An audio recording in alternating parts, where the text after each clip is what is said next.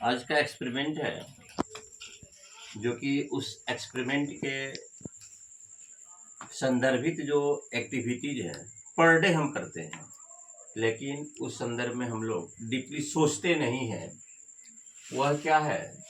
Mass of any object is constant eight everywhere in the world. द्रव्यमान सदैव अचर होता है।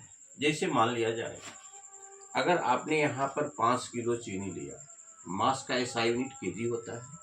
अगर जापान में, अमेरिका में, साउथ पोल में, नॉर्थ पोल में, दुनिया के किसी भी कोने में अगर फिजिकल बैलेंस से नापते हैं तो वो 5 केजी ही होगा, लेकिन वेट एक समान नहीं होता है, क्योंकि साउथ पोल पर और नॉर्थ पोल पर ग्रेविटी एक्सीलरेशन नियर अबाउट में थोड़ा सा ज़्यादा होता है, जिसको कि 10 मीटर पर सेकेंड स्क्वायर हम लोग मान लेते हैं या माना गया है।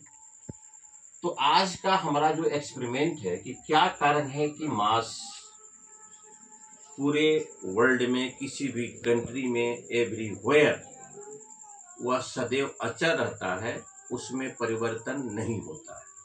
अगर हमने इंडिया में इसको मापा 5 केजी शुगर, तो जापान में भी 5 केजी होगा, रूस में भी 5 केजी होगा, साउथ पोल पर भी 5 होगा। तो चलिए मैं अपने एक्सपेरिमेंट की तरफ अब लेकर आप लोगों को चल रहा हूँ कि एक स्प्रिंग बैलेंस में किसी पेबल्स को लटका दीजिए और पूरे दुनिया का चक्कर लगा दीजिए, तो उसका वेरिएबल रीडिंग देगा साउथ पोल में और नॉर्थ पोल में, लेकिन ये मास सदैव कांस्टेंट रहता है। तो चलिए हम एक्सपेरिमेंट को आगे बढ़ाते हैं। स्टूडेंट्स, इसको हम लोग कहते हैं फिजिकल बैलेंस। इसमें देख रहे हैं 2 कलरे, इसको कहते हैं हम लोग भौतिक तुला। इस पर काम कर रहा है एक्शन, तो इस पर reaction. F1 F2 F1 F2 F1 minus F2 equal to 0, that force is called the balance force। यहाँ पर अगर यह क्रिया लगाता है तो यहाँ पर प्रतिक्रिया लगाता है। इसका मतलब है कि जो फिजिकल बैलेंस है यह अपने प्री स्टेज में है, इसमें कोई परिवर्तन नहीं आप देखेंगे। अगर मान लिया जाए इस पर एक पर्दे पर मैंने एक बटखरा रख दिया, अब देखिए इसकी स्थिति क्या होती है। देखिए सीधे 90 की बनती है। Why? Due to the gravitation force. इस हाफ केजी जो 500 केजी का जो ये और बटखरा आप देख रहे हैं, इसमें ग्रेविटी एक्सीलरेशन भी इंक्लूडेड हो जाता है।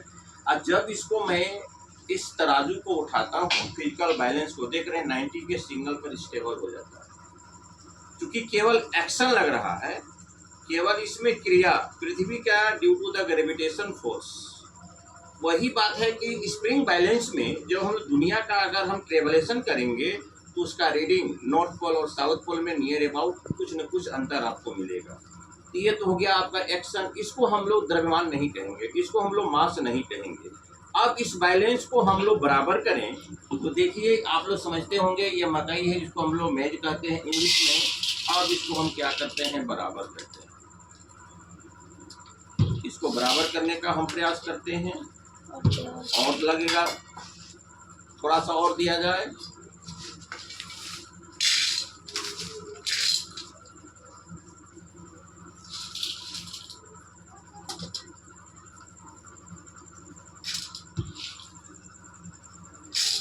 अब देखिए, मैंने ये आपका 5 केजी का बटखरा है और ये नहीं 500 ग्राम का बटखरा है, और ये आपका 500 ग्राम आपका मकई है।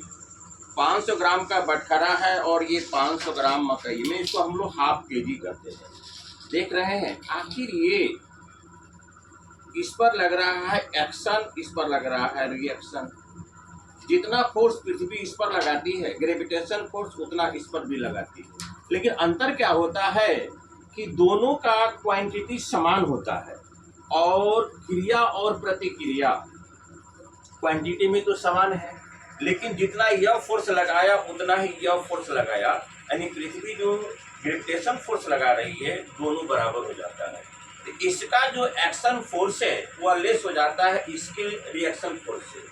दोनों पर बराबर फोर्स लगने के कारण इसका मास 500 ग्राम है, हाफ केजी है। दुनिया के किसी कोने में अगर इस तराजू को हम लेकर चले जाए या वहाँ पर फिजिकल बैलेंस से अगर मापते हैं तो 500 ग्राम ही होगा, हाफ केजी ही होगा।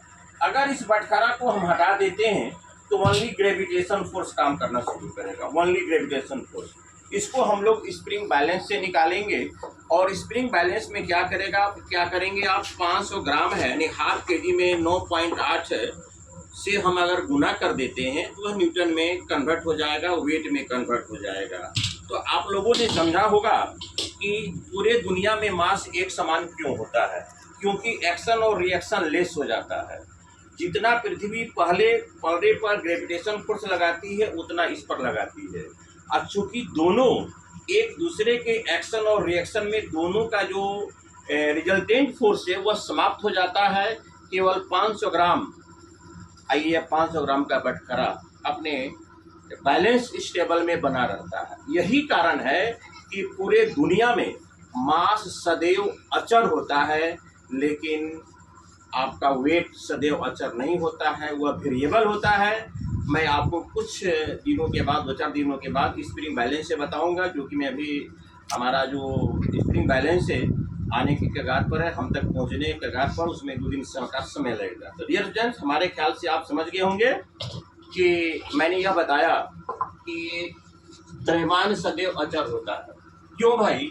तराजू के दोनों पलड़ों पर, एक पर काम करता है क्रिया, एक पर करता है प्रतिक्रिया। क्रिया प्रतिक्रिया के फोर्स को लेस कर देता है और प्रतिक्रिया क्रिया के फोर्स को लेस कर देता है। नतीजा ये होता है कि इसमें ग्रेविटेशन फोर्स का कोई भी अंश इंक्लूडेड नहीं हो पाता है, इसमें भी ग्रेविटेशन फोर्स का कोई भी अंश इंक्लूडेड नहीं हो पाता है। दुनिया के किसी कोने में चले जाइए, यह सदैव हाफ केजी का ही अपना जो एसआई यूनिट है, जो केजी हाफ केजी है, 500 ग्राम का ही आपका यूनिट में बताएगा। इस प्रकार से मैं यह समझ गया कि आप लोगों ने इस एक्सपेरिमेंट को सही ढंग से समझा होगा। अगर कोई पूछे आपको कि भाई द्रव्यमान सदैव अचर क्यों होता है, mass of any object is the constant eight everywhere in the world, because इस पर ग्रेविटेशन फोर्स क्या होता है, लेस हो जाता है क्रिया और प्रतिक्रिया के कारण।